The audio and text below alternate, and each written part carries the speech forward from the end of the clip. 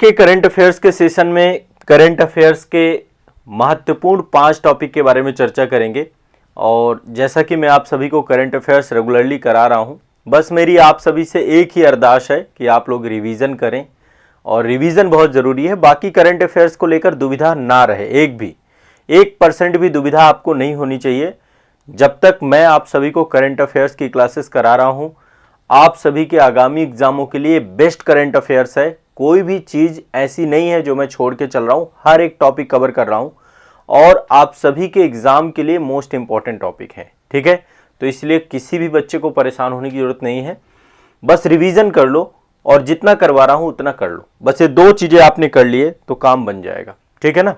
चलो, तो पहला करंट अफेयर्स जो आपका है ये आप देख पा रहे हैं, एक बड़ी सी इमारत है और ये एक बहुत गर्व की बात है, बहुत प्राउड की बात है कि पूरे विश्व का तीसरा वानिकी विश्वविद्यालय फॉरेस्ट्री यूनिवर्सिटी जो है वो भारत में आ चुकी है। और अभी जो है भारत सरकार के द्वारा वानिकी विश्वविद्यालय अधिनियम भी लाया गया था। एक चीज समझिए, जब कोई यूनिवर्सिटी बनती है ना, उसके लिए प्रॉपर एक एक्ट लाना पड़ता है। तो वानिकी विश्वविद्यालय अधिनियम 2022 आया था, 13 सितंबर 2022 को ये पारित हो गया था। ये आप देख रहे हैं, ये भारत का पहला और विश्व का तीसरा, मतलब विश्व में 2 और हैं, एक रूस में है, एक चीन में है, तीसरा भारत में है। ठीक है, तो ये तीसरा वानिकी विश्वविद्यालय है, तीसरा वानिकी विश्वविद्यालय।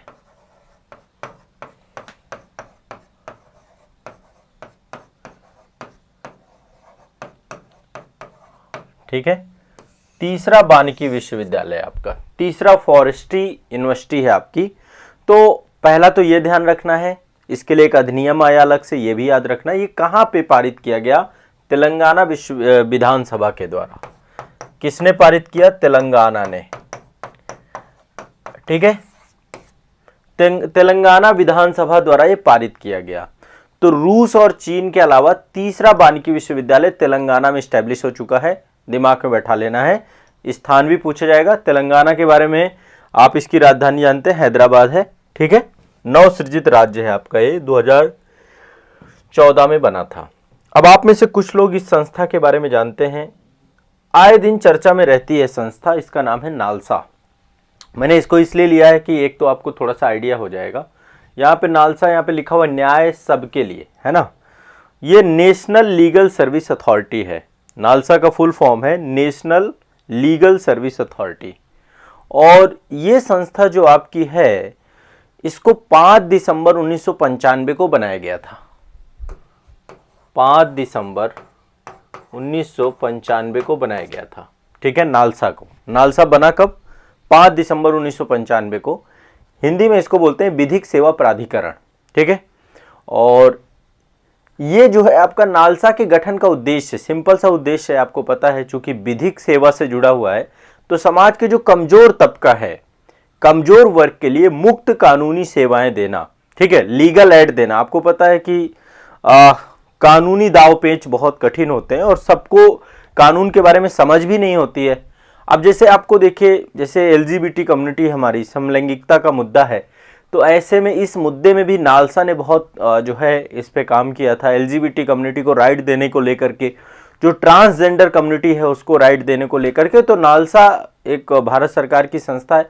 आपको पता है कि आर्टिकल 39 में ये चर्चा की गई निःशुल्क विधिक सहायता को लेकर के, तो उसी दिशा में नालसा है आपका।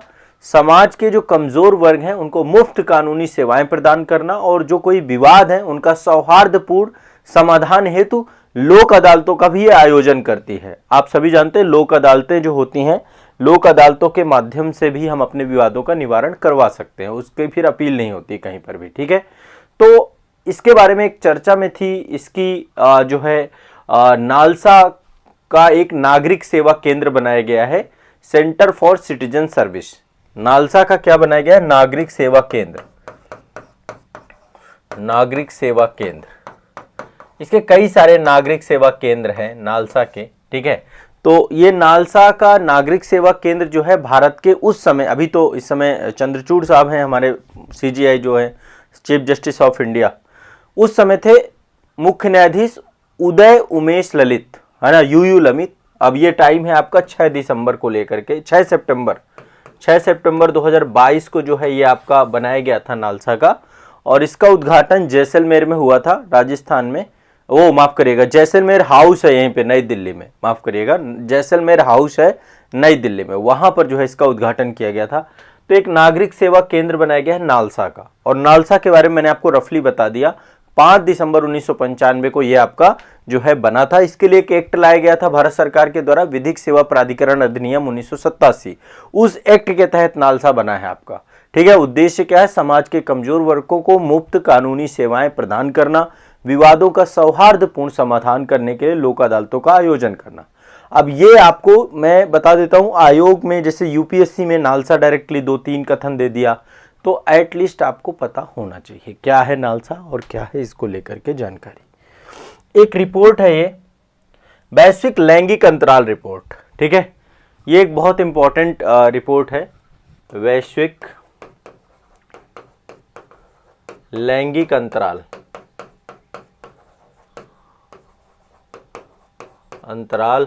रिपोर्ट, ये 2022 की रिपोर्ट है। वैश्विक लैंगिक अंतराल रिपोर्ट 2022। इसको जारी कौन करता है, इसको जारी करता है विश्व आर्थिक मंच, विश्व आर्थिक मंच, ये जारी करने वाली संस्था है, ठीक है। वर्ल्ड इकोनॉमिक फोरम, ठीक है। टोटल इसमें 146 देश हैं, कितने, 146, 146 देश इसके साथ जुड़े हुए हैं। टॉप 5 की बात करें तो टॉप 5 में आपका आइसलैंड है, आइसलैंड, लैंगिक अंतराल की बात कर रहे हैं, फिर है फिनलैंड, ठीक है। ये सूचकांक जितने भी हैं टॉप 3 देख लेते हैं, फिर है नॉर्वे, ये टॉप 3 कंट्री है। अब यदि भारत की रैंक की बात करें तो भारत की रैंक जो है 135वीं है, 135 में हमारा भारत है।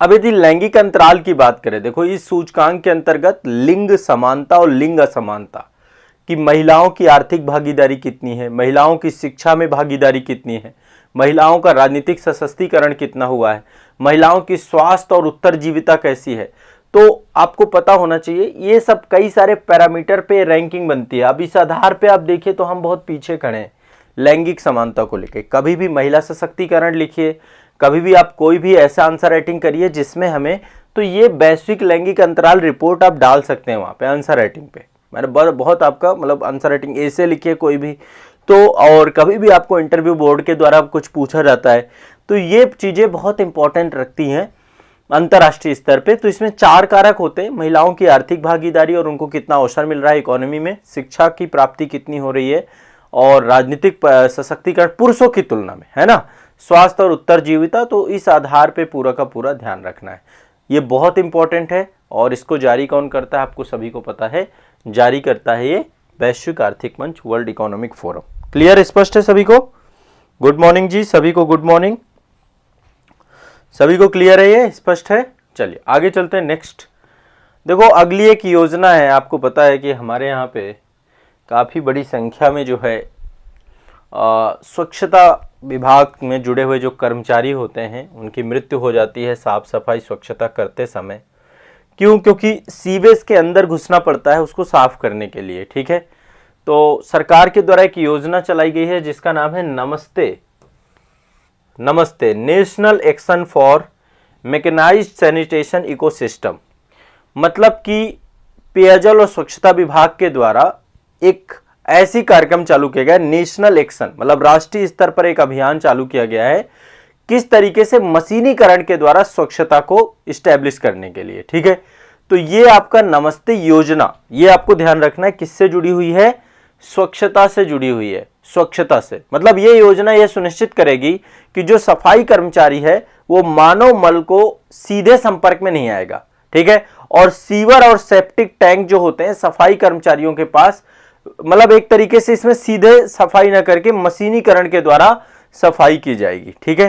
तो ये ध्यान रखिएगा। और जो स्वच्छता विषय है आपका, सैनिटेशन जो विषय है आपका, ये राज्य सूची का विषय है और राज्य सूची के अंतर्गत जो है आपको पता होगा कई बार बहुत सारे कानून बनाए जा चुके हैं। 1993 में पहले मैला सर पे रख के ढोया जाता था, तो मैला को ढोने पर रोक लगी थी। ये सब एक तरीके से मानवीय गरिमा के भी अनुकूल नहीं है। आप जैसे देखते हैं कि हमारे संविधान की प्रस्तावना में गरिमा शब्द लिखा हुआ है, तो ये सब चीजें एक व्यक्ति की गरिमा के तौर पे भी, कि एक व्यक्ति कूड़ा कचरा और सफाई स्वच्छता, इनका सबसे बड़ा योगदान है। आप सोचिए, मैं कह रहा हूं 10 दिन यदि सफाई ना की जाए, पूरा शहर सड़ जाएगा।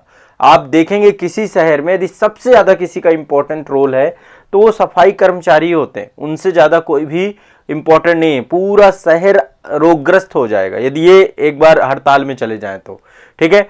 और इसके अलावा सामाजिक न्याय अधिकारिता मंत्रालय के द्वारा भी कई बार जो है बताया गया कि बहुत सारे लोगों की मृत्यु हो जाती है इसको लेकर के, तो ये एक प्रतिबंधित किया गया है। इसको 2017 में भी प्रतिबंधित किया गया है कि सेप्टिक टैंक में सफाई के दौरान जो व्यक्ति हैं वो मतलब हाथ से मैला ना उठाएं, डायरेक्टली जो है मशीनीकरण के द्वारा हो। अभी तो बहुत सारे रोबोट बनाए जा रहे हैं, रोबोटों के थ्रू जो है सफाई कराई जा रही है, तो इस दिशा में भी काम बहुत तेजी से चल रहा है, ठीक है। तो ये भी आपको ध्यान में रखना है। चलिए आगे चलते हैं। नेक्स्ट, नमस्ते योजना आपका सैनिटेशन से जुड़ी हुई है। अगला चलते हैं, प्रधानमंत्री नरेंद्र मोदी जी के द्वारा सेंट्रल स्टेट साइंस कॉन्क्लेव का जो है ये 2022 का केंद्र राज्य विज्ञान सम्मेलन हुआ था। आपका केंद्र राज्य विज्ञान सम्मेलन 2022, केंद्र राज्य विज्ञान सम्मेलन 2022, ठीक है। इसका आयोजन कहां किया गया? साइंस सिटी अहमदाबाद में। कहां किया गया इसका आयोजन? साइंस सिटी अहमदाबाद में इसका आयोजन किया गया, ठीक है। 10 से 11 सितंबर 2022 की बात थी। नरेंद्र मोदी जी के द्वारा वीडियो कॉन्फ्रेंसिंग के माध्यम से, जैसा कि आप देख रहे हैं, वीडियो कॉन्फ्रेंसिंग के माध्यम से सेंटर स्टेट साइंस कॉन्क्लेव, इसका जो है आयोजन था। अब उद्देश्य क्या है? सबसे पहली बात, आप यहां पे अब जब ये चीजें कहां पे आएंगी? कोऑपरेटिव फेडरलिज्म, सहकारी संघवाद की भावना के अनुरूप केंद्र और राज्यों के बीच में समन्वय स्थापित करना, सहयोग तंत्र मजबूत करना और पूरे देश में विज्ञान एवं प्रौद्योगिकी नवाचार के सशक्त इकोसिस्टम का निर्माण करना, इस उद्देश्य से पूरा का पूरा जो है आपका कार्य योजना हुई है। तो ये आपको याद रखना है, सहकारी संघवाद, ये टर्म्स आपको बहुत दिमाग में बैठा के चलना है, ठीक है। तो सहकारी संघवाद की भावना को क्या करना है? इस्टेब्लिश करना है, मजबूत करना है, ठीक है। और पूरे देश भर में एक ऐसा इकोसिस्टम डेवलप करना है जिससे जो है पूरे राष्ट्र के अंतर्गत ये पूरी की पूरी स्थिति बन पाए। तो ये आप एक ध्यान रखिएगा, ठीक है। क्लियर है, स्पष्ट है सभी को? तो ये एक बहुत इंपॉर्टेंट है और इससे हर एक क्षेत्र में इनोवेशन की बात हुई है। साइंस एंड टेक्नोलॉजी और इनोवेशन को लेकर के, स्वास्थ्य के क्षेत्र में कि भाई हमें डिजिटल स्वास्थ्य देखभाल की तरफ आगे बढ़ना है, कृषि के क्षेत्र में, जल के क्षेत्र में, ऊर्जा के क्षेत्र में, तो ये आपका सहकारी संघवाद से जुड़ता है। सहकारी मतलब केंद्र और राज्य दोनों साथ साथ मिलकर के आगे बढ़े हैं। तो विज्ञान एवं प्रौद्योगिकी के क्षेत्र में ये आपका एक आयोजन हुआ था। मैं एक बार फिर से बता देता हूं, यह आयोजन कब हुआ है? 10 से 11 सितंबर 2022 को वीडियो कॉन्फ्रेंसिंग के माध्यम से हुआ है। साइंस सिटी अहमदाबाद में ये पूरा का पूरा आयोजन था, साइंस सिटी अहमदाबाद में, ये भी ध्यान रखिएगा। चलिए आगे बढ़ते हैं। देखिए, आपको ये मैं एक बार रिमाइंड कराना चाहता हूं, हो सकता है आपको पता हो, जो है भारत को टीबी मुक्त बनाना है। हमने लक्ष्य रखा है कि 2025 में हम भारत को टीबी मुक्त बना देंगे, ठीक है। भारत को क्या बना देंगे? टीबी मुक्त बना देंगे। इसको लेकर बड़े स्तर पे, व्यापक स्तर पे अभियान चल रहा है, ठीक है। तो अभी जो है प्रधानमंत्री टीबी मुक्त अभियान को लॉन्च किया गया। हमारी राष्ट्रपति महामहिम राष्ट्रपति द्रौपदी मुर्मू जी के द्वारा जो है लॉन्च किया गया था। और ये प्रधानमंत्री टीबी मुक्त अभियान, प्रधानमंत्री टीबी मुक्त भारत अभियान, ये अभियान आपका स्टैब्लिश किया गया। उद्देश्य क्या है इसका? उद्देश्य है 2025 तक भारत में टीबी का उन्मूलन करना, ठीक है। सतत विकास लक्ष्यों के बारे में आप सभी जानते हैं, जो यूनाइटेड नेशन के द्वारा आपके जारी किए गए हैं। तो सतत विकास लक्ष्यों में इसके लिए टारगेट रखा गया है 2030। कब टारगेट रखा गया है?